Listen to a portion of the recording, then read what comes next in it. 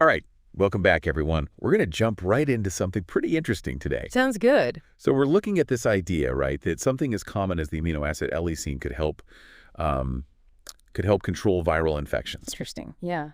And the deep dive we're doing, it's based on a narrative literature review, which basically it pulls together a bunch of research that already exists on the topic. Right. It was published in, get this, the British Journal of Clinical Pharmacology back in November of 2022. Okay. And the review, it looks at this it's kind of a wild idea, right? That L-lysine can really mess with a virus's ability to basically to grow and spread in the body. Yeah. Not necessarily wiping it out completely, Right. but, just making it harder for it to do its thing. Yeah. Before we get too far into it, though, I think it's probably a good idea to make sure we're all on the same page here. Absolutely. So, what exactly are L-lysine and L-arginine? Like, why are these things even important when we're talking about viruses? Well, so both of those, L-lysine and L-arginine, those are amino acids. Okay. And amino acids, those are like the building blocks of proteins.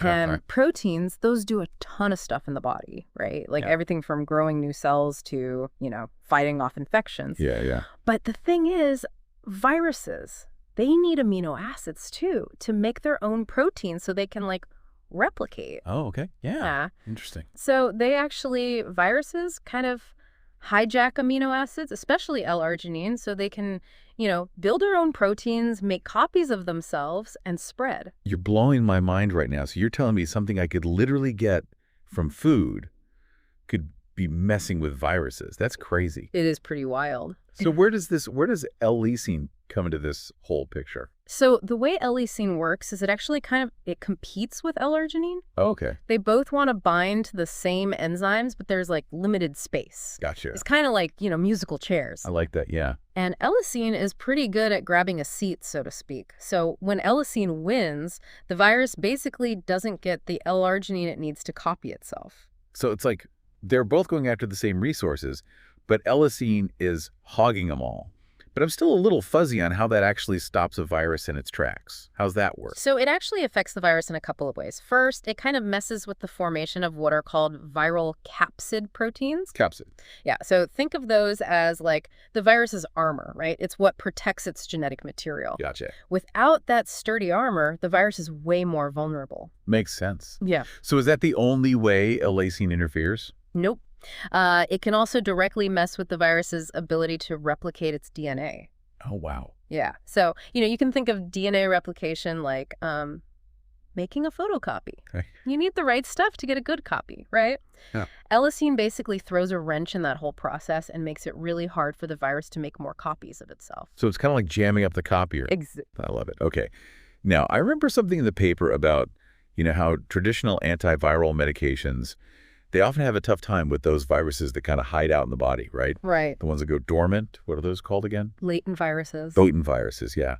Could L-lysine, could it work differently than those medications? Yeah, that's a really good point. It's one of the coolest things about this whole area of research. Okay. Because, latent viruses, they're tricky. They're not actively making copies of themselves all the time. So drugs that target that replication process, they don't work so well. Right. But L-lysine, by limiting that supply of L-arginine, it could actually stop those latent viruses from waking up. From coming out of their dormant phase. So we're talking about potentially stopping these infections before they even really start. Yeah. That's incredible. This is big stuff. Now, I did notice the paper mostly talked about herpes viruses.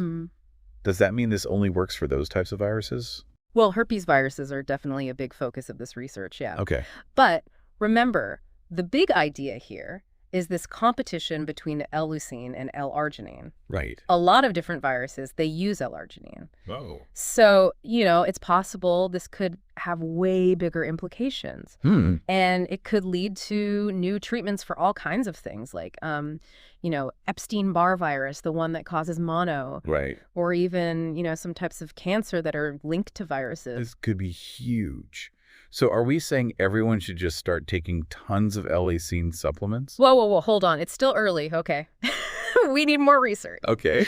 We need to figure out the right doses, what the long-term effects might be, and, we need to find out if it actually works for all these other viruses and people. Yeah, makes sense.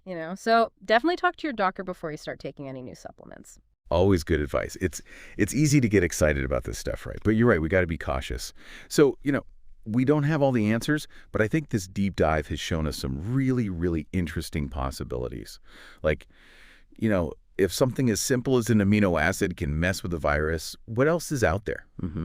What other everyday things could have this kind of potential? Pretty mind-blowing. Keep those brains working, stay curious, and we'll see you back here for another deep dive. Sounds good.